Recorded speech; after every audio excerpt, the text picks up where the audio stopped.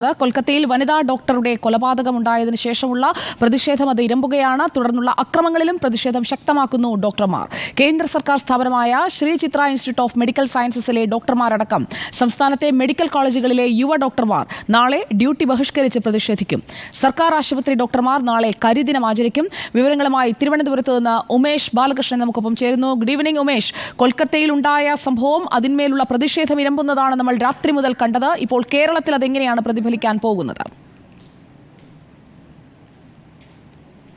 കേരളത്തിൽ ഇന്ന് വൈകിട്ട് മുതൽ പ്രതിഷേധം ആരംഭിക്കും. ഇന്ന് വൈകിട്ട് തിരുവനന്തപുരം മെഡിക്കൽ കോളേജിലെ PG ഡോക്ടർമാർ അവർ മെഴുകുതിരി കത്തിച്ച് ദാരുണ സംഭവത്തിൽ കൊല്ലപ്പെട്ട ഡോക്ടർക്ക് ഐക്യപ്പെടും. അതോടൊപ്പം നാളെയാണ് പ്രതിഷേധം കൂടുതൽ ശക്തമാകാൻ പോകുന്നത്.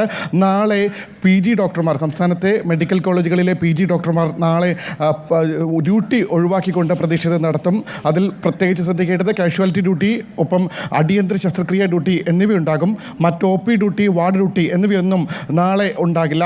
അക്ഷരാർത്ഥത്തിൽ സാധാരണ OPകളെല്ലാം നടന്നു പോകുന്നത് PG ഡോക്ടർമാരുടെയും സീനിയർ റെസിഡന്റ് ഡോക്ടർമാരുടെയും കൂടി ഇടപെടൽ കൂടിയാണ്. അതുകൊണ്ട് തന്നെ നാളത്തെ ദിവസം ആശുപത്രി രംഗത്തെ, ചികിത്സാ രംഗത്തെ ഒരു സമരത്തിലേക്ക് ഒരുപക്ഷെ കേരളം കടന്നു പോവുകയും ചെയ്യും. എന്തായാലും പ്രതിഷേധിക്കാൻ നിൽക്കുന്ന ഈ PG ഡോക്ടർമാർ അസോസിയേഷൻ്റെ ആൾക്കാരുണ്ട്. നിങ്ങളുടെ പ്രതിഷേധം നാളെ എങ്ങനെയായിരിക്കും?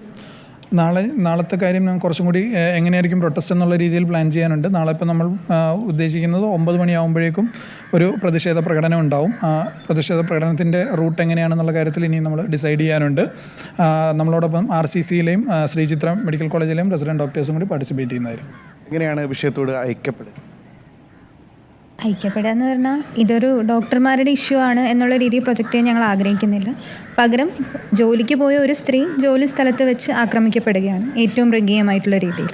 അത് മൊത്തത്തിലൊരു സമൂഹ മനസാക്ഷി പിടിച്ചുലയ്ക്കേണ്ട ഒരു സംഭവമാണ്. ഇതിലെല്ലാവരുടെയും അറ്റൻഷൻ കിട്ടേണ്ട ഒരു സംഭവമാണ്. അതിന് ആ തരത്തിൽ പബ്ലിക്കിൻ്റെ ഇടയിൽ എത്തിക്കണം എന്നാണ് ഞങ്ങൾ ആഗ്രഹിക്കുന്നത്. കേരളത്തിൽ സുരക്ഷാ പ്രശ്നങ്ങൾ എന്തെങ്കിലും ഇപ്പോൾ നിലനിൽക്കും?